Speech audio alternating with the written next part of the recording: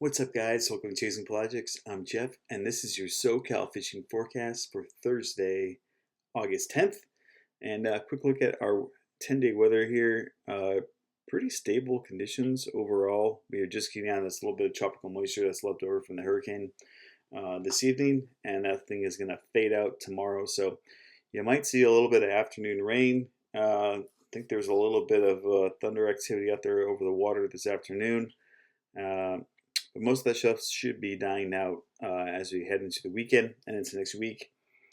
Over about 10 days out, probably Saturday, Sunday of next week, there is a little bit more tropical activity brewing down south of Cabo. So we'll see what happens with that bad boy. But as for right now, let's take a quick look at our wind conditions here over the next several days. And you're going to have a little bump in this offshore, or not offshore, but outer wind coming from the northwest as we head into Saturday. But generally speaking, we're going to have pretty good wind conditions generally for most areas. Now, this chart, it does look like it's running a little bit high here when it starts coming into Saturday, showing 17, 16, 17 knots out there on the outside. And a little bit of 18 in the afternoon as well, into 20. So we'll see if that holds up. But right now, the marine forecasts aren't calling for that. They're calling nothing more than 15 and wind waves at 2 feet. So we'll see who's right, I guess. But overall, inner conditions look much better for the rest of the week. Like I said, you see a little bit of that stuff peek through here Saturday afternoon if the snake folds through, but you're not going to get much swell out of it, at least for what the marine forecast is calling. So always check the marine forecast before you head out, and you have a good idea of what's going on. But the worst they're calling for is wind waves at 3 feet in the evening on Saturday evening, but still 10 to 15 knots, gusts to 20. So we'll see if it gets worse or better. But it is what it is. Let's look at these water temps, man. This is the 8-day chart. Unfortunately, that cloud cover is really breaking up our shorter variations of charts, but overall, you kind of get the general consistency of what's going on here. Still that 72, 74 degree water on the inside, and as we head west, dropping down to 64, 63. That's really going to be out those areas at Tanner Bank, Cortez Bank, where some people have been fishing as of late. But generally speaking, this has been the pattern for the last 3-4 weeks, and I expect it to continue. If not, get a little bit more warmer on the inside as those clouds start to dissipate here later in the week. Let's talk about fishing. Charlie Islands, not a whole lot going on. There has been a couple good whacks at sea bass lately. It's been coming mainly on squid. There's not a lot of squid out there to catch, and not a lot of squid to buy. So if you can find it, that's where you're going to find the fish. They're going to be probably sitting right on that squid nest. But most of the stuff has been coming from Santa Rosa. So that's probably going to be your best bet as to where to start looking. But be aware you do have those winds coming up. So keep an eye on that stuff. Moving down south, no real reports from Nick or Santa Barbara. Just no one's been fishing it. Honestly, the wind's been blowing too. So, like most of us this year, I think offshore fishing has been significantly better than island fishing. Just as a whole, just that you don't need the conditions, and seems to be more fish and less sea lions. So I'll leave it with that. But same thing going on Catalina, where it's kind of back to a summer type mode here. There's a couple of yellowtail around here and there. Definitely seeing some leopard sharks up in some of those shallows, but other than that, not a whole lot going on at the island. It's overfished, and lots of boat traffic as well. So don't really anticipate a whole lot going on there. San Clemente Island, man, this used to be the honey hole, and I could tell you the last 2 years it really has just not been great. Overrun with sea lions, and this year add kelp flies. So we really don't have anything much good to say about the island as of late. There's still some yellowtail around. Not really seeing them on the backside at all whatsoever. The heydays we'd catch the hell out of them at the end of the runway, at the 9, all those places, and are not really seeing them there much this year.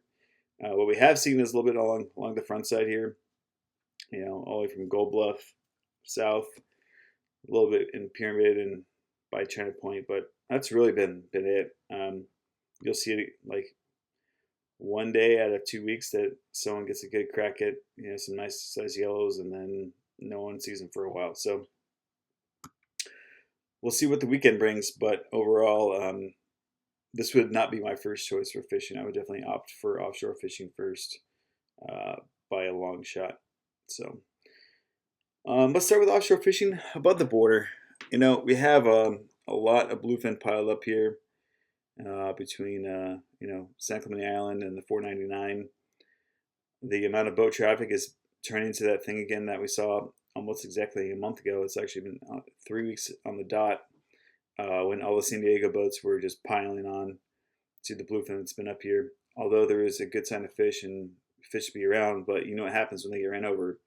They get spread out, they get hard to stay on top of, and then then they all stop driving there. So we'll see what happens. It's been pretty good the last couple of days, but I don't expect it to really hang in there all that well. Moving down south, we've seen some stuff here. That's right along the beach from, let's say, San Onofre down to the 178. So we've had some pretty good signs of life here along the beach, basically from the 178 to, we'll call it the boobies at San Onofre, and really looking along that shelf there's been some good bait piled up, and bluefin are in there, 20 to 250. It's really scattered around. I wish you could say that the stuff is gonna lock on one spot and hang out. It usually doesn't. This activity in here always jumps around a lot. So what you see one day could be 20 miles north or south the next. But the stuff is definitely around. You have a chance of seeing kelp patty fishing anywhere in this warm water. 289 anywhere in this stuff you can find kelp patties holding Dorado, yellowtail. A Dorado, we haven't seen those crazy numbers yet like last year, but man, there's been some good sized ones. Like someone speared a 48 pounder. That's pretty big for California if you ask me. But there's definitely some 20s, 25s, maybe 30s around. I've seen some more pictures of too. So that's pretty rad. I'm encouraged by that. I like a nice fat bull Dorado.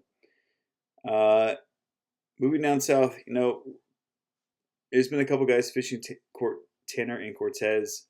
We still have those yellowtail on them. It's a long ways to come. That wind's coming up.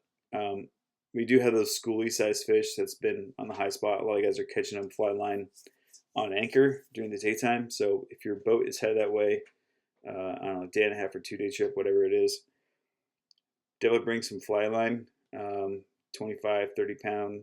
Maybe bring some smaller hooks. Sometimes they get really finicky during the day, like a number 2. If you really have to scale it back, a number 4 and 20 pound, but usually you can get away with 2 and 20, and they'll still bite it. If you got a back hook, a sardine, you can do that too. Kind of get that thing tucked away.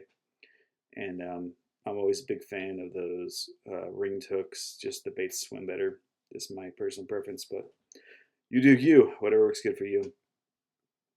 Coronados actually had some decent yellowtail fishing today. I didn't see any jumbos, but like 15 pounders. So, but steady for Coronados. That's a good step up from what it's been. I think like we had a little bit of it last weekend, and then today, I saw some pretty good numbers down there. Looks fun. So that's definitely encouraging.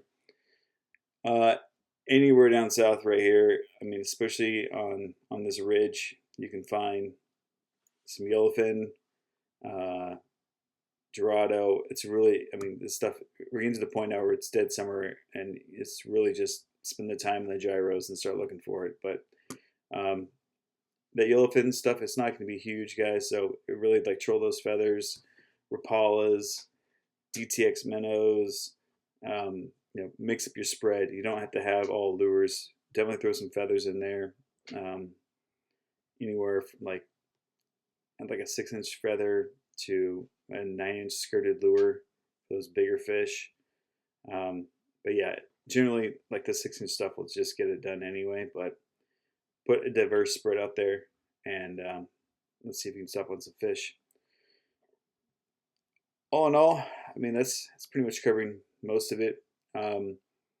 Little tidbit from the El Nino update that I got, at least the forecast as of right now, things are looking, based on this point in time compared to the 2015 El Nino, this is going to be looking like a stronger event than the 2015 El Nino, but not as strong as the 1997 Super El Nino. So somewhere in the middle.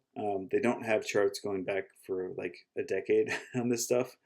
Really, it's from like 1980 and on. 1983 was El Nino, if I remember correctly. But yeah, really encouraging signs. We'll see what happens. And really, when we start seeing that northern hemi swell start to brew up, that's when we know that this thing's really going to start get going here. So I wouldn't plan on doing a lot of fishing in November this year, just the way how things are looking. If that activity does start to pop up again, and start aiming more of a west swell, our winter's probably going to start a little bit earlier than most people think. So although the fish might be around still, your chance for a weather window might be a little tighter than it has been in the past few years. So we'll see what happens. You never know. Every day is a new day. So, all right, guys, this is it for this week. Be safe out there on the water, and yeah, hang a good one. Hey, thanks for watching. Make sure you subscribe to the channel and check out our website and online store at chasingprojects.com. And make sure you share the stoke.